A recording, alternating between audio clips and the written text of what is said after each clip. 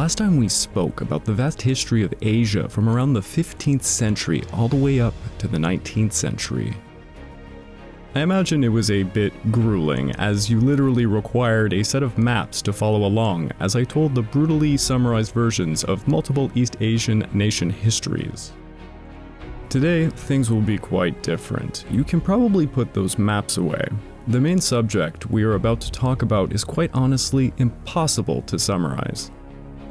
Now, before we explore this subject I have yet to name, let me tell you how one of my professors went about teaching this. He basically told us to think about this event in terms of the Renaissance that was seen in Italy, and to learn about it, it would require knowledge of just about every facet that makes up a society.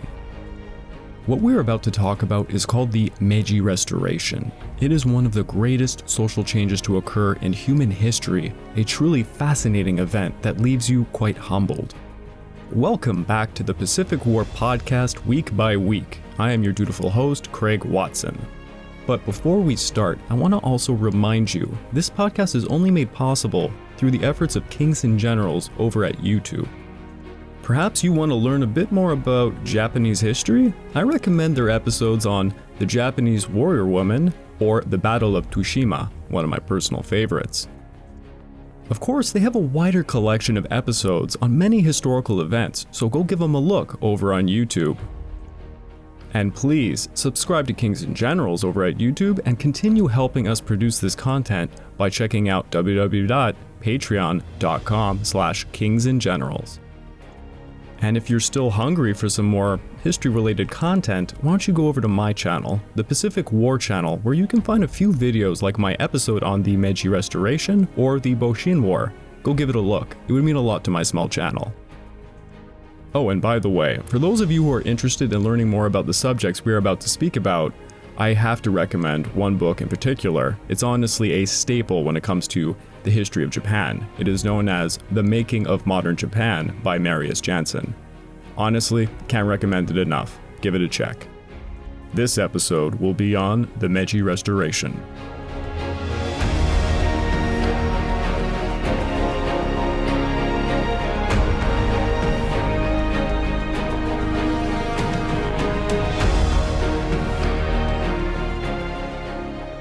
Japan during the first half of the 19th century was an agrarian country. We are talking about tens of millions of rice farmers. There was also a small minority of merchants and skilled craftsmen, and of course, there was the famous samurai, who were the elites of the society. Sometimes it's easier for Westerners to think of them as knights in a feudal society.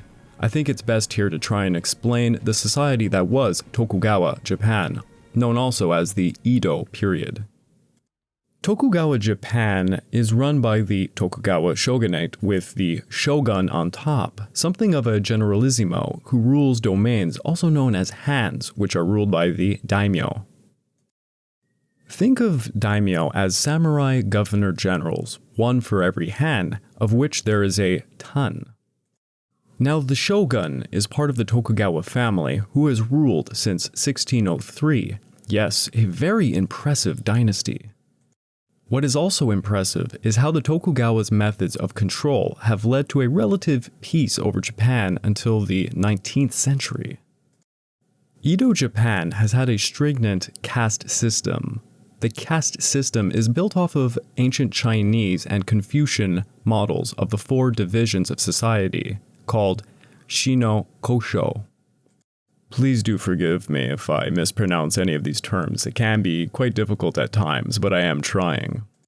So for Sino-Kosho, the shi refers to the samurai, no for the farmers, ko for the artisans, and sho for the merchants. There are actually other members of the caste system, such as the burakumin. Think of the untouchables of India if you know that caste system. It is quite similar. Basically, these are people who did jobs that in Japanese society were seen as unclean. We are talking about executioners, undertakers, slaughterhouse workers, and tanners.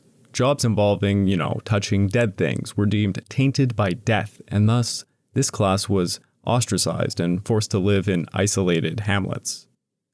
Now, amongst the four classes, the merchant class was despised. Merchants were at the bottom of the caste system because they did not produce any goods, they merely traded. Yet as the 19th century emerged, there was a significant shift in Japanese society. So as we said, we have the shogun, who is something of a generalissimo over Japan, and he has the daimyos, who ruled their respective hands under him. These daimyo were paid in koku. Koku is a measurement of rice required to feed one person each year. The daimyos were given a certain amount of koku, and they distributed it to their respective samurai. Even inside the samurai class, there was levels as well. So depending on your status as a samurai, you were given a certain stipend of koku. Now this is all fine and dandy, but when the 19th century came around, the long-time peace led to the erosion of the samurai class, who was more often than not being put into administrative positions or found themselves receiving less and less koku. In order to make ends meet, the samurai, particularly low-ranking ones, took loans from the merchant classes in order to survive. This got to a point where merchants were lending enormous amounts of money to samurais and even daimyos. As you can imagine, this led to many merchants having an extremely large influence on these daimyo and samurai. This also led to the shogun's treasury falling apart and major inflation hit the country. With so many samurai and daimyo with questionable loyalties running amok, Tokugawa Japan was ripe for full-scale insurrection. There was a lot of discontent. Now, Japan's internal problems were not all that she faced during this time period. Since 1633, Japan enacted an isolationist policy called sakoku. It loosely translates to closed country. This policy would reign for over 214 years, where no one was allowed to leave Japan and only a few select people could come to Japan via a man-made island named Dojima, which we explained in the previous episode. Now, this did not stop the outside world from peering in, as you can imagine. At the start of the 19th century, Russian explorers arrived in the Sakhalin Islands and the Kuril Islands as they were hunting whales and beginning to trade with the Ainu people. The Ainu people are sort of like the Aboriginals in America. They lived in northern islands of Japan. Marius Jansen makes one interesting note, and that's how the Japanese first viewed the Russians showing up. It is as follows, quote, "Japan's concern with the northern borders naturally led to ideas about the defense of Izo, interest in the Russians described as red-haired Ainu." End of quote. So as you can see, the Japanese viewed these northern Aboriginal Ainu people quite differently from themselves, and they have a fascinating history that we really can't delve into too much. But if you would like to learn more about the Ainu people, can I perhaps recommend checking out Kings and Generals episode on them? It's very well done, and I quite love the artwork. Anyways, alongside the Russians showing up, British gunboats emerged and threatened to attack Nagasaki at one point. Other nations tried to demand for trade, and the shogunate, well, they freaked out to say the least.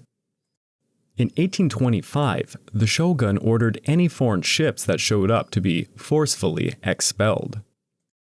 Meanwhile, the United States was expanding its presence in the Pacific, and a few of its whalers found themselves shipwrecked in Japan, and they were unfortunately killed. The United States sent a number of proposals to the shogunate to resolve this matter and to open commercial relations, but each were refused. Well, enough was enough, and the United States sent Commodore Matthew Perry to Japan in 1853 to enforce trade with the United States.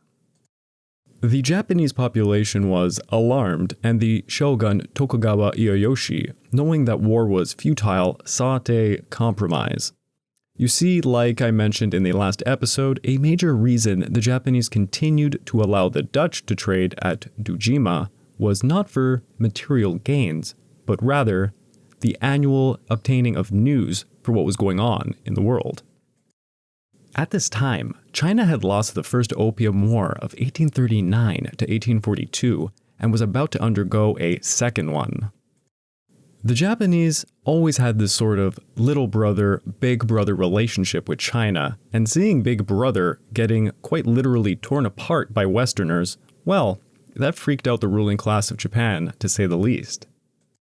They saw how large these Western ships were, dwarfing their own, and they heard how few Westerners it took to bring down the Manchu armies in China. Thus, the shogun and his advisors had two options: try to expel the foreigners, which they knew was a doomed cause at this time, or open up the country. Well, they chose the latter, notably after many heated debates. The Americans succeeded in opening trade with the Japanese, and soon the Western powers pressed their advantage in a series of commercial treaties which became known notoriously as the unequal treaties in Japan. Now remember, the Tokugawa rulers of Japan signed these treaties trying to avoid war, as they knew they would lose and potentially become victims to colonization. Signing these treaties and allowing foreign barbarians into Japan obviously did not go well with the vast majority of the people in Japan. This led to a movement called Sono-joi, which translates to revere the emperor, expel the barbarians. What followed this was groups of daimyo and samurai attacking foreign traders and sometimes shogunate officials as well. A famous event happened in Kagoshima of Satsuma Domain, where the Royal Navy bombarded them in retaliation for Satsuma leading attacks made on British traders in Japan. The Satsuma forces tried to fight them off, but 7 Royal Navy steam warships devastated Kagoshima, took down like 5% of Kagoshima's urban area, something like 500 houses. What is interesting to note is when the Satsuma began negotiations with the British, they agreed to pay indemnities for the British killed, but then asked them for trade. You see, these Sono-joi sympathizers were so impressed with the Western weaponry, they asked if they could trade to get their hands on some of it. This little minor conflict had started a secret relationship between Satsuma Domain and the British, who would go on to trade some very nice firearms and, more importantly, some very modern artillery pieces. Note this, because it's really going to make a splash later. What we get now is an interesting divergence in Japan. 2 factions have emerged. The first is a pro-Tokugawa shogunate faction, led by the Tokugawa family and their allies, these being mostly northern hands in Japan. The second faction is, as we mentioned, the Sono-joi faction, who sought to get rid of the shogun and shogunate system, restore power to Emperor Komei, and they were led mostly by southern hands. The Tokugawa shogunate, seeing the paint on the wall, hired foreign military assistance from France in 1868, and 17 French military advisors helped them train a new modern shogunal military. The most famous of these advisors was Jules Brunet, the inspiration for Tom Cruise's character in the film The Last Samurai. Yes, I just made that reference. It's a great movie. Historically very inaccurate, but it's, a guilty pleasure. So the shogun had a French-trained military, and he bought some new steam warships. The shogun also happened to have the loyalty of the legendary Shinsengumi. Think of them as an elite samurai force that sort of polices Tokyo. Now you might be asking, okay, this is the shogunal forces, so who are the other guys? Remember Satsuma Domain? Well, Satsuma Domain and their rival domain, Choshu, have secretly been trading with those like the British for firearms, and more specifically, Armstrong field guns, sort of the state-of-the-art artillery, so to say. What would occur is a very intense civil war known as the Boshin War of 1868 to 1869. Tokugawa Yoshinobu would step down as shogun to try and appease the rebels, but the war continued as the shogunal forces saw defeat after defeat. If you want a sense of what this war looked like, by the way, look up the Battle of Toba Fushimi, an extremely interesting event that kicked off most of the major fighting.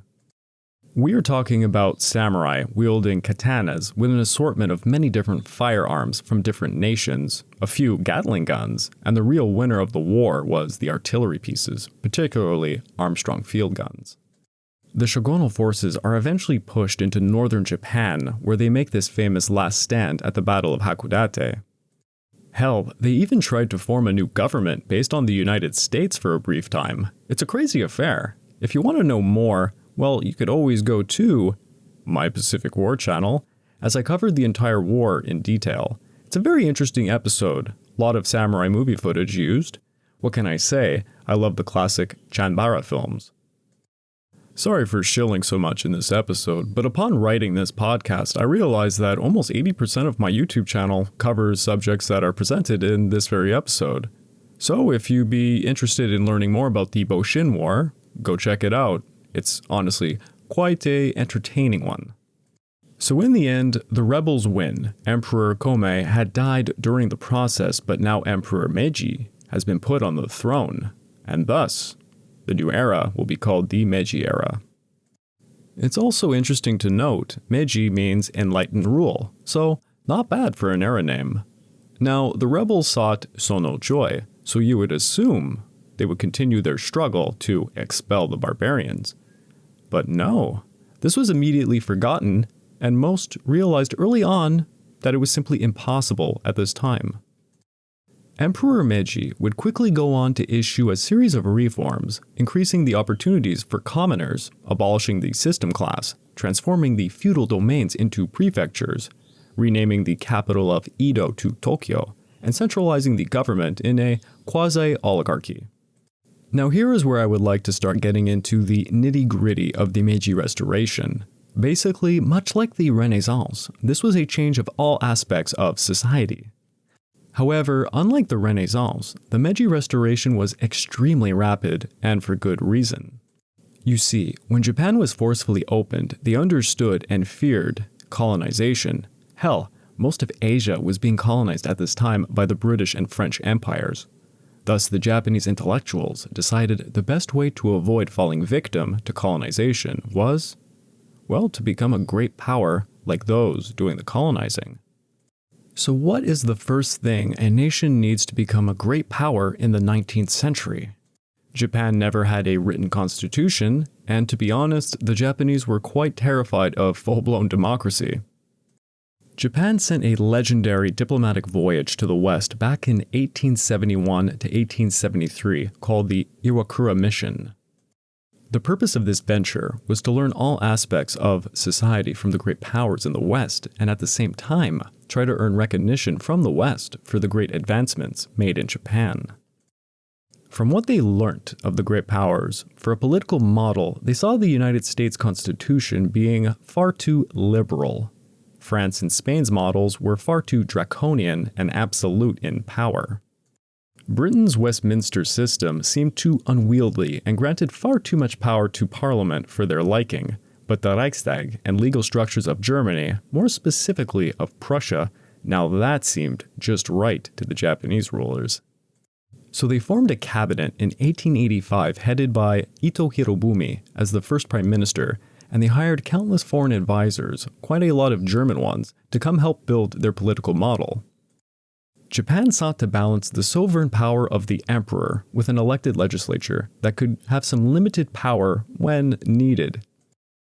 In 1889, the Meiji Constitution was created. It stated the Emperor of Japan to be the supreme leader, better called the head of state, while the Prime Minister was the actual head of government. What is interesting is the Constitution held that sovereignty resided in the person of the Emperor rather than in the people. The Emperor also had the right to exercise his executive authority to appoint and dismiss all government officials. And thus here we find one of the most important issues that will come up later during the Pacific War. The Constitution states the Emperor commands the army and navy. Sure, that seems logical, right? So what if the army and the navy interpret this to mean they only obey the Emperor? Well, that should not be a problem, right? I mean, the Emperor will command the military then as he sees fit. Well, what if the emperor does not give commands? You see this sometimes in history in regards to rulers with dictatorial powers. In the hands of a strong leader, well, a nation or an empire can do quite well. What happens if you get, let's say, a weaker leader? We won't delve too deeply into this here, but let's just say, for a lot of complicated reasons in the future, Emperor Hirohito would often take a back seat when given the chance to exercise executive powers. Sometimes he would use them, and you would be very surprised how often and for what reasons he would do so.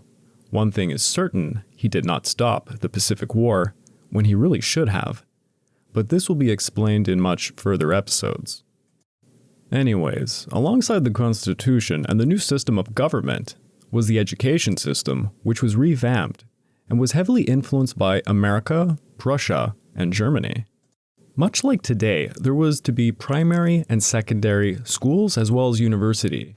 The success of the education system is honestly quite incredible. By 1912, something like 98% of children in Japan were being educated. The Meiji leaders even had a slogan for the education system. It was, "There shall be no community with an unschooled family, and no family with an unschooled person." At first, the education was driven purely to prepare students for their economic or political roles in the new industrialized Japan. Yet, as many of you probably know, later on, the education system would be directed almost exclusively towards the military profession. The model for education was built on two main principles. The first one was to acquire knowledge from the modern world, i.e., the best knowledge of the strongest nations. The second was fuko, which translates to restore antiquity. This probably sounds a bit confusing, but what they sought was a balance between taking the very best they found from modern world powers, but at the same time adjusting it to fit the traditional culture of Japan, particularly in regards to Shinto. Marius Jensen quotes a famous debate in 1876 between the legendary figures Mori Aranori, a Japanese intellectual who was in charge of the emerging Japanese education system, and Li Hongjiang, one of the most famous figures from the Qing dynasty. So these two men were having a meeting in 1876, and Marius Jensen describes it as such, quote, "Li, looking disdainfully at Mori's Western suit, asked if Mori's Japanese ancestors had dressed that way. No, Mori had replied, they had adopted Chinese dress, but it was no longer practical. Japan had always taken the best of other civilizations for itself, and it was doing so once more. He then went on to remind Li that Li's ancestors had not worn the official robes prescribed by China's Manchu conquerors either. Japan, by inference, had at least made its own choice." I really do love this story. As you can see, it sort of symbolizes what Japan is doing. While they look and take from the West, they only take what is of use to them, while trying to retain their own culture. It's vastly more complicated than just this, but I always found this story helped gauge a little of what is going on, because if you look at photos or paintings of the time period, it's hard not to just assume that Japanese are becoming westernized. You can look it up right now. Any Meiji period photos, you might see Japanese in top hats and tuxedos, performing ballroom dancing, yet things like this were done specifically to get the Western world to view the Japanese in such a way that they wouldn't colonize them. Quite intelligent, might I add. There were a few occasions the royal family of Japan invited all the great powers leaders to these sort of events to show off just how Western or civilized they were, and you know what? It worked. Now, the education system, military, and economy developed under the term Fokuku Keoe, which translates to enrich the country and strengthen the army. Fukuko Keoe, by the way, is also the official Meiji slogan and central objective. In the early Meiji years, 70% of the population was involved in farming, forestry, and fishing, and this accounted for 60% of the national output. Japan soon began to increase its textiles, particularly with silk. By the 1890s, Japan's textile work began to dominate its home market, overthrowing the British and Chinese and Indian textile work that was strangling them. Japan then began to export to other Asian nations. The Industrial Revolution that took place in Japan was some of the most rapid and intense seen in human history. The government managed this by embracing the capitalistic system and allowing the private sector to aggressively grow. But what was unique to Japan was its government backing of certain conglomerates, the zaibatsu as they were known. These were large private companies, or sometimes better described as financial cliques, which worked hand in hand with the government to aggressively push technological and economic advances. When I say worked hand in hand, I also mean they were very much the core of Japan's economy and held enormous influence over the empire. To give you an idea, the four big zaibatsu, Mitsubishi, Sumitomo, Usada, and Mitsui, controlled 30% of Japan's mining, chemical, metals industries, and almost 50% of the machinery and equipment market, and 70% of commercial stock exchange. So yeah, pretty big. The Japanese population working in agriculture went from 75% in 1872 to 50% by 1920. Raw silk export went from 646 tons in 1872 to 9,462 tons by 1915. The Japanese merchant fleet was like 26 ships in 1873, and it became 1,514 ships by 1913. Wow. Oh, and don't forget, much like any developing nation, this was done on the backs of laborers who suffered tremendously. Japan miners, for example, lived in barracks and worked 12-hour shifts for very little pay and usually under the presence of guards. Oh boy, after all the economics and education system, I know what you all want to hear. You want to hear about the military advance. It should come to no surprise, the military advance based on Western models. Like I said, they were taking the best aspects of the outside world after all. Now, as we mentioned before, Tokugawa Japan had hired French military advisors to train their forces way back in 1868. When Meiji assumed power, he continued this venture.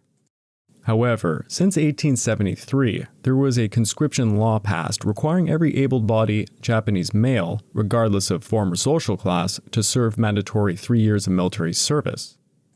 In conjunction with the new law, the military forces were modeled on the French military, using the same rank structures. France sent 18 personnel to train 11,000 infantry of the shogunate, as we had said before. However, something had changed. The Franco-Prussian War of 1871 saw the rise of Prussia, and the Meiji military decided to abandon the French model and switch to the Prussian model. In 1878, Chief of the Army General Staff, Yamagata Aritomo, pushed the military to officially adopt the German military system. Now the IJA would adopt a crucial part that made the Prussian-German model so effective, the division of the army into two chains of command, administrative and operational. In 1872, the military had divided itself into the Army and Navy. The Navy modeled itself after the British, but the French played a minor role influencing Japanese naval doctrine to favor small, fast warships such as cruisers and torpedo boats against larger units. By 1882, the Meiji government began building over 48 warships. Now, most of this was very welcomed by top-ranking officials, notably made up of the former Satsuma and Choshu rebel leaders that won the Boshin War. You see, the modernization of the military was necessary, and they all understood this. However, there was unforeseen outcomes as well. The social class system, as we mentioned, was abolished. Everyone, quote-unquote, was equal. This meant a class like, let's say, the samurai lost all of their special privileges. What sort of special privileges, you might be asking? How about the sole right to bear arms? Because of course, commoners were forbidden from ever having arms. The right to wear top-knot hairstyles, a symbol of status. To be the only ones serving in the military. Oh, and one other little privilege, the right to kill any commoner who might dishonor you. They lost all of these privileges, and now the commoners were filling the military role that they formerly had a monopoly over. The former samurai class found themselves in a new world where everyone was equal.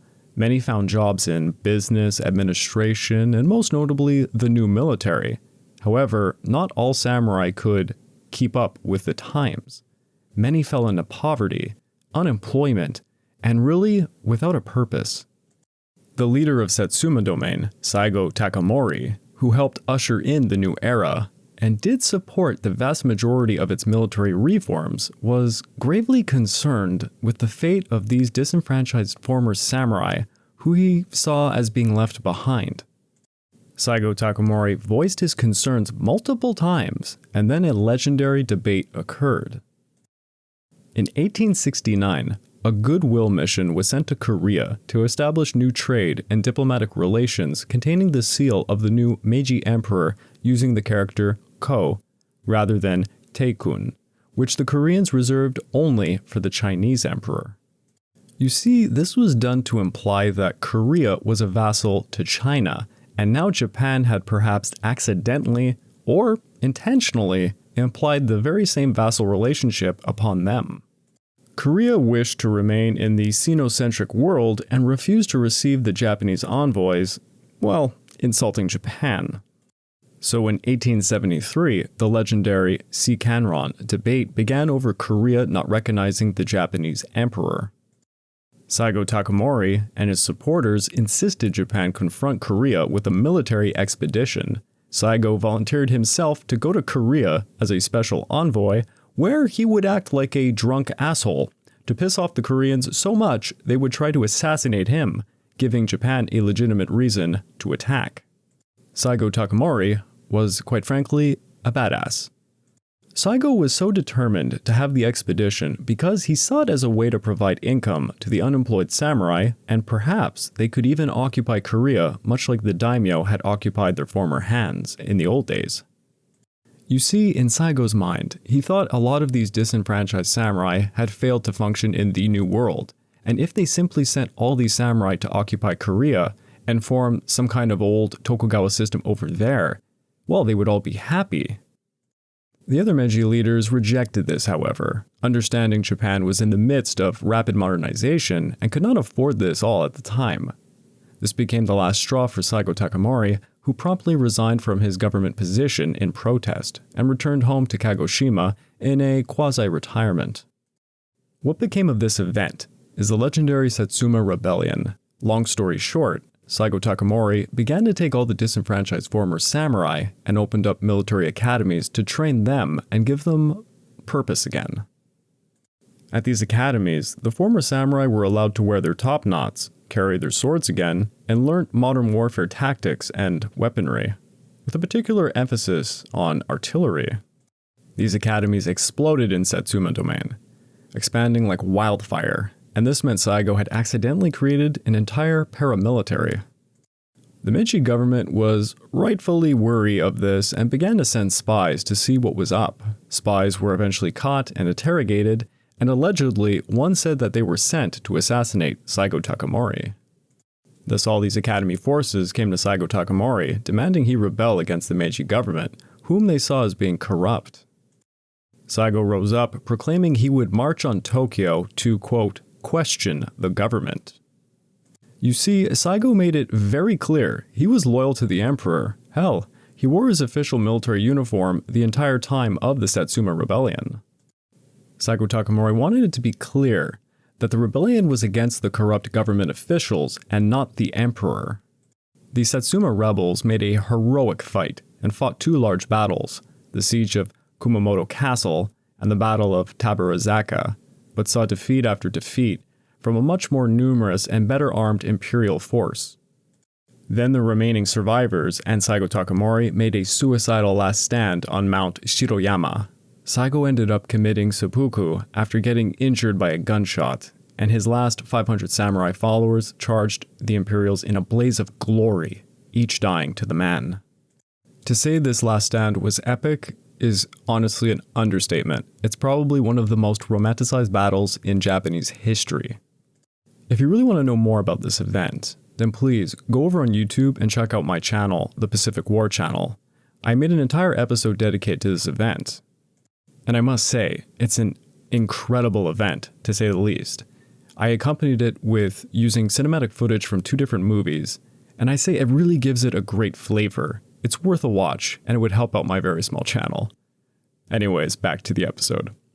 Now, the imperial forces quickly realized after putting down the samurai, well, the public really didn't like that. In fact, it backfired. Saigo Takamori was seen as a martyr, and the Japanese public deeply felt that they had lost part of their culture with him.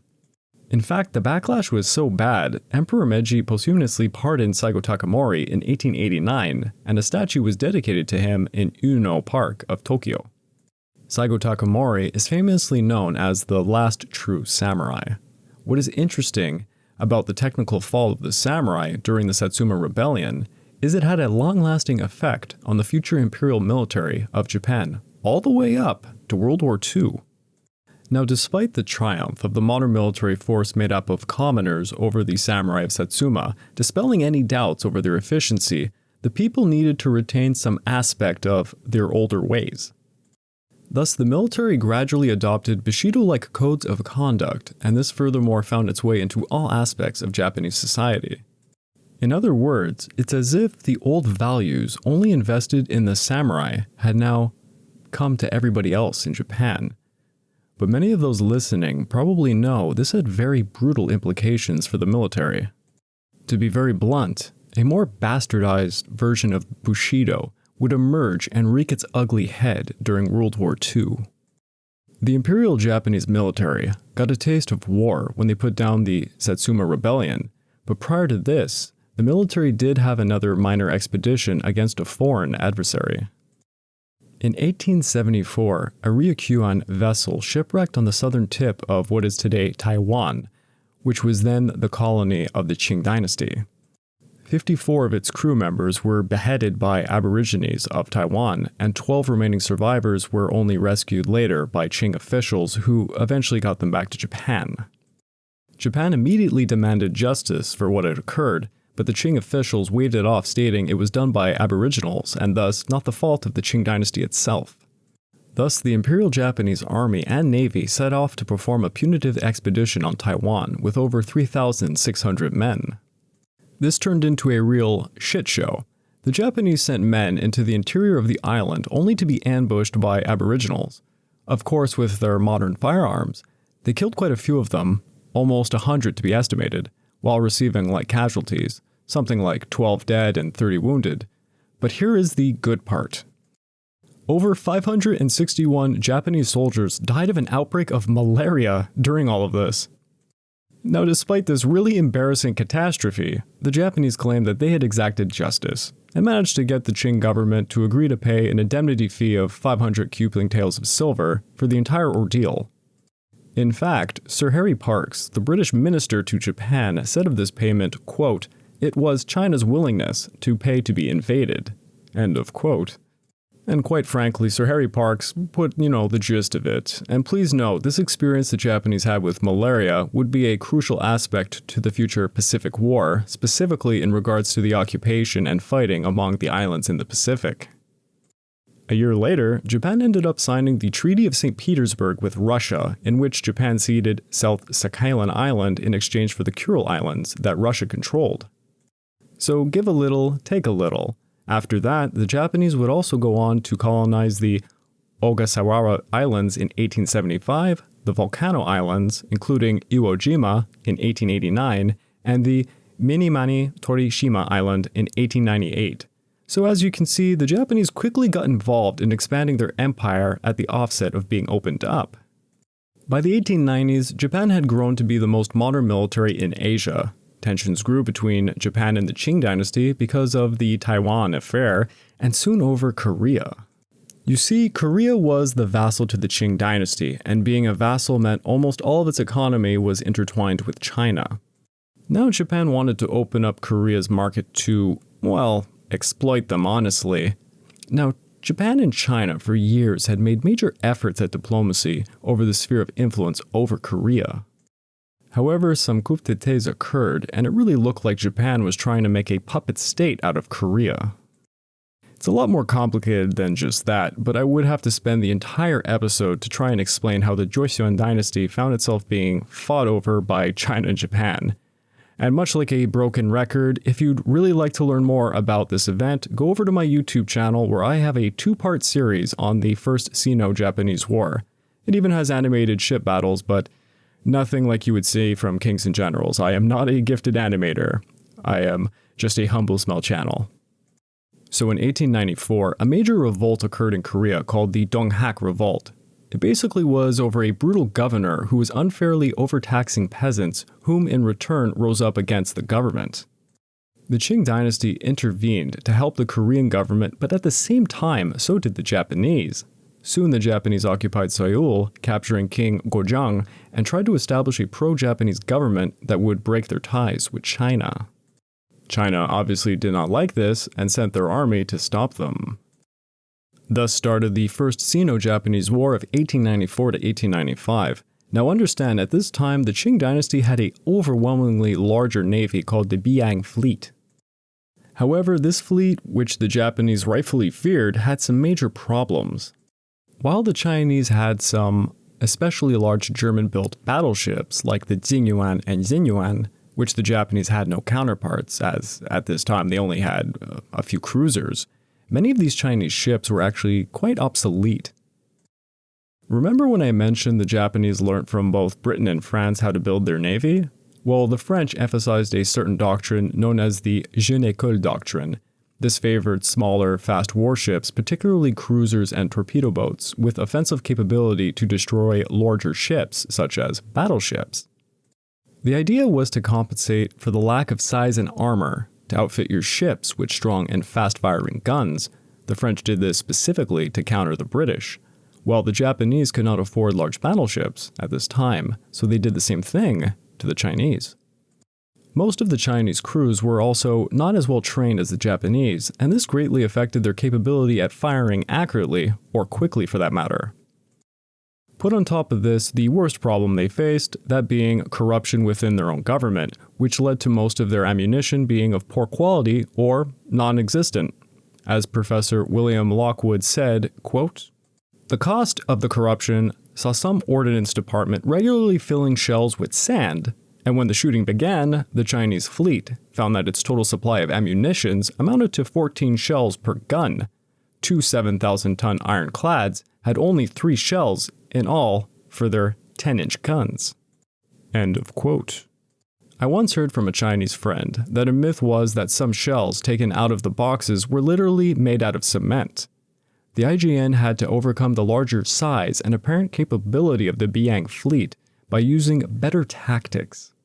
At the Battle of Yalu River, the IJN decimated the Biang fleet by allowing the Chinese to fire first from distances they could not hope to hit the IJN vessels from, and then the IJN came in fast and close to fire upon the Chinese ships before the Chinese could even return fire. During the land battles, the Japanese were heavily outnumbered, but the Chinese had very apparent problems with their military, two of the largest issues being corruption again and the lack of standardization. Standardization might sound weird, but what happened was that the Chinese had a vast array of differing firearms, all with different ammunition, which made a logistical nightmare to say the least. The IGA, on the other hand, had standard rifles, same ammunition for all of them, and were trained to properly use the same weapons. During the war, the Chinese had something like 600,000 soldiers versus the IGA's almost 250,000. The Chinese took around 35,000 casualties, while the IGA received around 16,000 casualties. Yikes. During the end of the war, the Japanese attacked the port city of Weiwei, where the remnants of the Biang fleet were anchored. They took the major port city and fired upon the fleet with the very guns that were there to protect it, forcing the Qing dynasty to surrender. Honestly, this entire war is a fascinating one, largely due to the corruption of the Qing officials, might I add. The result of this war saw the Treaty of Shimonoseki signed and the Japanese Empire annexed the Liaodong Peninsula, Taiwan, and China had to acknowledge the total independence of Korea, leaving it strongly in the hands of the Japanese sphere of influence. Yet this also is where Japan would find its first major grievance, and many more to come. Russia, France, and Germany suddenly told Japan it could not take the Liaodong Peninsula because it put too much pressure on the Qing dynasty. Known as the Triple Intervention, Japan was strongly advised, in reality forced to relinquish the Liaodong Peninsula. Guess what happened next? Suddenly, the Liaodong Peninsula was leased to the Russian Empire, who required a warm water port in the Pacific. Then, the Russians began building a railway to link up Port Arthur in the Liaodong Peninsula to the Manchurian Railway. So after fighting a war to get China out of Korea, now Russia had emerged to take her place. Japan bit its tongue at this and invested a lot more money into its navy. Then in 1900, a major event known as the Boxer Rebellion occurred, and my god, I literally have an episode for every single event that I'm speaking about in this podcast. I do apologize, but if you want to hear about this event in much more detail, over at my Pacific War channel, I did an entire episode on the Boxer Rebellion. Anyways, the Boxer Rebellion it's bizarre and quite complicated, but what you need to know for the overall story is that 8 great powers had to work together to quell the rebellion in China. Out of these 8 great nations were both Russia and Japan, and Russia took the opportunity to throw 177,000 soldiers into Manchuria under the guise it was protecting its railways, and this deeply concerned Japan, as you can imagine. You have to understand, Manchuria is something like a giant prize. Everyone wants it in the region. Japan sees Manchuria as the most important region to occupy in order to secure its home islands and gain valuable resources. So after the Boxer Rebellion, the Russians promise they will remove the soldiers that are protecting the railways, and well, they don't. In fact, they leave over 100,000 there. This doesn't just bother Japan, by the way. It bothers Britain also, who signed a lease over Weihai Way and is wary of the Russian presence in the region. So the Japanese and British signed the Anglo-Japanese Alliance of 1902. Now Japan is protected from the interference of foreign powers if they, let's say, go to war with Russia. Needless to say, signing this treaty was especially done to thwart any future triple interventions. So now we have a tense standoff between the Russian and Japanese Empire. Russia has the Trans-Siberian Railway, which in theory meant an endless supply of soldiers could be transported right into the heart of Manchuria and even the Liaodong Peninsula. However, it was not complete and fragmented at multiple parts, so in reality, any Russian army would take several months to get there. The Russians also have many more ships than the Japanese, and their Pacific fleet in Vladivostok and Port Arthur represent a real threat to the IJN. Japan tried to negotiate with Russia, offering to respect Russia's claim to Manchuria if Russia respected Japan's claims to Korea. Not too shabby of a deal, might I add. Now hear this, Russia will tell Japan no, and to state their counter deal is they will do what they like in Manchuria, and might do the same in Korea also. Why did Russia take this rather aggressive stance, you might ask? It's a crazy story to say the least, but a large part is Kaiser Wilhelm II of Germany, who is the cousin of Tsar Nicholas II of Russia, is egging him on intentionally to start a war with Japan. You see, Germany wants to set into motion a series of events that will weaken her enemies and strengthen her. How would this all work out? It's so unbelievably complicated, but since I just so happen to have, yes, my very own episode on what is called the Russo-Japanese War over at the Pacific War channel, you can go over there and check it out. It will go into much more depth, and it's honestly probably my best episode. I swear that's the last time I will shill. It is over. We can move on now. So to kind of brutally summarize it, France was allies to Russia. They were also financially supporting Russia's development, honestly entirely at this point. If Russia went to war with Japan, it meant France might get dragged into the mess, and France was a rival of Great Britain, who is now allied to Japan. Why cause all this chaos? Well, Germany needed allies. If Russia got into a desperate situation, perhaps Russia would come running to Germany, since both France and Britain needed to remain neutral. How did Germany push Russia to even remotely want war with Japan? A lot of it has to do with personal messages from Wilhelm II to Tsar Nicholas, telling him of the new Yellow Peril. The Yellow Peril being an idea that all of Asia would unite to become an unstoppable force. Wilhelm told Nicholas he was the destined savior of the Christian white world and needed to stop the looming swarm of Asiatics who would conquer all of Europe. Read some of the letters if you ever get the chance. They are quite hilarious. Here is one that I will quote. 20 to 30 million Chinese, supported by half a dozen Japanese divisions led by competent, intrepid Japanese officers, full of hatred for Christianity. That is the vision of the future that cannot be contemplated without concern, and it is not impossible. On the contrary, it is the realization of the yellow peril, which I described a few years ago, and I was ridiculed by the majority of people for my graphic depiction of it. Your devoted friend and cousin, Willie, Admiral of the Atlantic. End of quote from Willie. Honestly, it gets so much crazier, but what ends up happening is, like I said, Russia rejects Japan's negotiation attempts. The Japanese Navy and Army get together to talk to Emperor Meiji and press him to approve a war upon Japan. Meiji approves, as it seems that the Russians will simply not leave Manchuria alone. On February the 8th, 3 hours before Japan officially declares war on Russia, the IJN make a surprise attack on the Imperial Russian fleet anchored at Port Arthur. If this reminds you of Pearl Harbor, it should. It's very similar in scope and by design. The Russian Navy is blockaded at Port Arthur, unable to leave despite many attempts to try and link up with the smaller fleet over at Vladivostok. This in turn allows the IJA to land in Korea and begin a campaign to take Port Arthur via land. Now, this war is a real horror show, sort of a teaser of what will come to be World War I. To give you a taste, here is a quote from Lieutenant Tadayoshi Sakura, who fought with General Oku's 2nd IJ Army to take Nanshin Hill at Port Arthur. It is as follows, quote, "It is shocking to see dead bodies piled up in this valley or near that rock, dyed with purple blood, their faces blue, their eyelids swollen, their hair clotted with blood and dust, their white teeth biting their lips. Everywhere were scattered blood-covered gaiters, pieces of uniform and underwear, caps, and so on. Everywhere were loathsome smells and ghastly sights." End of quote. The siege of Port Arthur cost the Japanese 57,000 casualties, of whom 14,000 were killed. The Russians suffered 31,000 casualties, with at least 6,000 killed.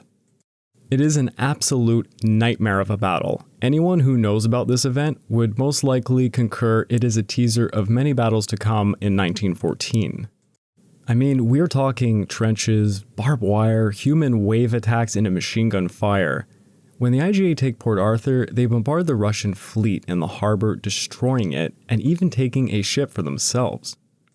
The IJA are not close to done with this war, however. The Russians are trying to send troops over the Trans-Siberian Railway and are amassing forces in a place called Mukden. While the IJA and IRA are going to fight this colossal land battle, the Tsar, who is very hard-pressed, declares he will form a new Pacific fleet using ships in the Baltic Sea and Black Sea. This incredibly large fleet goes all the way over the Cape of Good Hope and the Suez Canal to link up and battle the IJN. It's an incredible journey, and they do it in record time, entering the Indian Ocean. In the meantime, an unbelievably bloody battle occurs in Mukden, which sees the IJAs victorious over the Russians. The entire war, by the way, has been victory after victory for the Japanese, who are always on the offensive and outnumbered shockingly. The IJA received 78,000 casualties with over 16,000 dead at Mukden, the Russians 88,000 casualties with something like 9,000 dead. And this is before World War I. These are pretty insane numbers. The situation is horrible for the Russians. The Japanese occupy Mukden and effectively control everything south of it. But remember, the Trans-Siberian Railway still exists. The remaining and battered Russian soldiers hunker down, waiting for colossal reinforcements to push the Japanese out of Manchuria. But a world-changing event occurs. The Russian fleet that came all the way across the Atlantic and Mediterranean seas has reached Japanese waters. The Admiral Zinovy Rodzhedzvenski decides to try and slip through a place known as the Tsushima Strait to hunt down the IJN and destroy them once and for all. The only problem is Admiral Hiroshiro Togo, commanding the IJN fleet, is waiting for him. What occurs is what can only be described as one of the greatest naval battles in all history. The Russian Navy, consisting of 11 battleships, 9 cruisers, and 9 destroyers, is intercepted by the IJN, which consists of 5 battleships, 23 cruisers, 20 destroyers, and something like 16 torpedo boats. The Russians have a major problem. The grand journey they made across the world to get here, well, they never had proper time to maintain their ships. Because of this, most of their ships are capable of a maximum of 14 knots in short bursts when pushing the engines. The IJN can sustain 15 knots quite easily. Admiral Togo famously sends a wired message to the Navy Minister in Tokyo at 6:34 a.m. on May the 27th, stating, quote, "In response to the warning that enemy ships have been sighted, the combined fleet will immediately commence action and attempt to attack and destroy them. Weather today, fine, but high waves." End of quote. The IJN set after the Russians and found them in the strait. At 1:55 p.m., Togo ordered the hoisting of the Z flag, issuing the statement to the entire fleet. Quote, "The Empire's fate depends on the results of this battle. Let every man do his utmost duty." End of quote. Both fleets sail parallel to another and start battering another. Then the Japanese do something very dangerous. Togo's flagship, Mikasa, leads the entire fleet's bigger ships to move forward closer to the Russians to cross their T, giving the Russians an enormous amount of time to concentrate fire upon her and the ships closest to her. The Russians, moving slower, start to concentrate fire and batter Mikasa, but she does not buckle. Then at 2:25 p.m., the IJN managed to cross the T on the Russians and unleash hell upon them. If you're not familiar with crossing the T, by the way, it's when your naval column's broadsides are facing the enemy's front. Thus, the enemy can only fire a few shots from their frontal guns, while the sides of your ships can fire all their guns upon them. A Russian staff officer aboard the flagship Kizyav Zivarov said this of the moment, quote, "It seemed impossible even to count the number of projectiles striking us. Shells seemed to be pouring upon us insistently, one after another. The steel plates and superstructure on the upper decks were torn to pieces, and the splinters caused so many casualties. Iron ladders were crumpled up into rings. Guns were literally hurled from their mountings. In addition to this, there was an unusually high temperature and liquid fire flame of the explosion which seemed to spread over everything. I actually watched a steel plate catch fire from a burst." End of quote. 90 minutes into this battle, the Russian battleship Borodino's magazines received a direct hit from the IJN battleship Fuji, causing her to explode. All of her crew apparently fell with her as smoke went thousands of feet into the air. The Admiral Rossovensky is knocked out by a shell fragment to his skull, and Rear Admiral Nebogatov takes command. The IJN slaughtered the IRN during the crossing of the T moment. The Russians lose more and more ships as the IJN are only suffering light damage. The Russians try to get away, and during the night as the onslaught continues, the Japanese send in their destroyers and torpedo boats, taking out more and more Russian ships, including 2 battleships. The Russians eventually are forced to surrender after losing 6 battleships alongside 15 other smaller warships, with the rest captured. The IJN lose 3 torpedo boats. You heard that right, only 3 torpedo boats. On top of this colossal victory, the Japanese have just defeated 2 entire Russian fleets. Russia was stunned by this outcome. My God, the entire world was shocked by this. This was the first time in modern history a non-white nation had defeated a white nation, let alone one of the great world powers. Although Japan had won both the war over the land and now over the sea, both nations were actually in a terrible situation. Japan was financially broken at this point, and at the verge of bankruptcy. Russia was facing multiple problems on its side. Discontent in Russia was fueled by this unpopular war and created the Russian Revolution of 1905. Up to 300,000 soldiers were stationed inside hotspots in Russia to quell the unrest, and on top of this, Russia was financially as broken as Japan, if not worse. However, Russia still had a trump card. It had never stopped sending hundreds of thousands of soldiers over the Trans-Siberian Railway to rebuff its Manchurian army.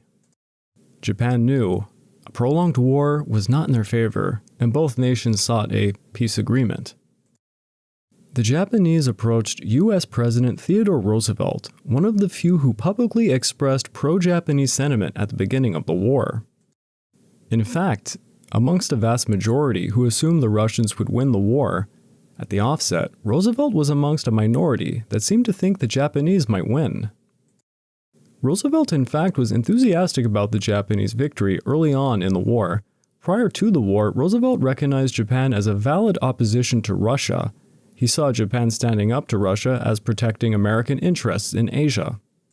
The Russian encroachment into Asia concerned Roosevelt, and he turned more and more towards Japan as the balance against Russian power in Asia. You see, America had great interest in Asia, specifically in China, and Roosevelt, like many others of the day, understood the balance of power theory. Yet, as the war went on, Roosevelt soon realized that the Japanese proved much more powerful than even he could have imagined. Here was a quote from him. "Sooner or later, the Japanese will try to bolster up their power by another war. Unfortunately for us, we have what they want most, the Philippines. When it comes, we will win over Japan, but it will be one of the most disastrous conflicts the world has ever seen." End of quote. So when the Japanese asked Roosevelt to help negotiate a peace with Russia, he had his own goals in mind. His major goal in conducting the negotiations was to ensure a balance of power would continue to exist in Asia so that neither the Russians or Japanese could completely dominate it. Roosevelt was keenly aware of the vulnerability of the recently acquired Philippines to a Japanese attack, and his cabinet would later strategize how best to defend against Japanese invasion. Both Japan and Russia agreed to Roosevelt as a mediator, and meetings were held in Portsmouth, New Hampshire. Before the negotiations began, Tsar Nicholas told his diplomats to take a hard-line stance that forbade them to agree to any territorial concessions, reparations, or limitations on the Russian military personnel in Asia. A pretty ridiculous stance, to say the least. The Japanese demanded recognition of their claims in Korea, the evacuation of all Russian forces in Manchuria, for Russia to cede its leases in Manchuria and the Liaodong Peninsula to Japan, to turn over the South Manchurian Railway to Japan, to hand over the Sakhalin Islands, and a hell of a lot of reparation payments, to say the least. The Russians and Japanese managed to agree to all the previously mentioned except for any reparation payments whatsoever, and not to give over the Sakhalin Islands. Roosevelt attempted to convince the Japanese that monetary compensation was off the table and that the best in territorial acquisitions would be to keep half of Sakhalin Island. To say the least, it was quite a shitty deal for the technical victor of the war. Then all of a sudden, the Russians notified the Japanese that their forces were arriving in Manchuria and literally began to pack their bags and to leave, showing they were willing to continue the war. The Japanese diplomat, under immense pressure, signed off on the treaty in the end. The backlash back at home in Japan was tremendous. Although the war had ended in victory for Japan, the Japanese public was so shocked by the peace terms. The Japanese public had been following each victory of the war with tremendous interest, as you can imagine, and when the treaty was announced, the entire population flipped out, believing that Japan had been dealt a great injustice. Riots erupted, and most famously the Hibiya riots occurred. Something like 30,000 people began to protest against the government and America. Japan had to declare martial law, and many people were killed by the police. The current cabinet of the Japanese Prime Minister Katsura Taro collapsed as a result.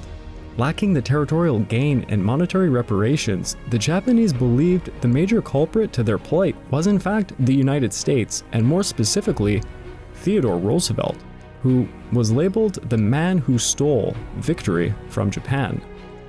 Now, despite the major backlash, the Empire of Japan had demonstrated to the world stage it was the new Asian regional power. This war shocked the world to its very core. It changed the balance of power in Asia completely. Japan was now on its way to being confirmed as a great power amongst the others. Any chance of colonizing Japan was gone. The Meiji Restoration fulfilled its primary goal.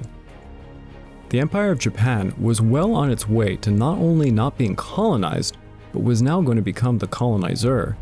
Poor Korea will feel this for many years to come. But one thing was for sure, Japan's relationship with the United States was shattered here. From this point on, both nations devised plans in case the other attacked. Japan from this point would adopt long-term strategies directed squarely at the United States.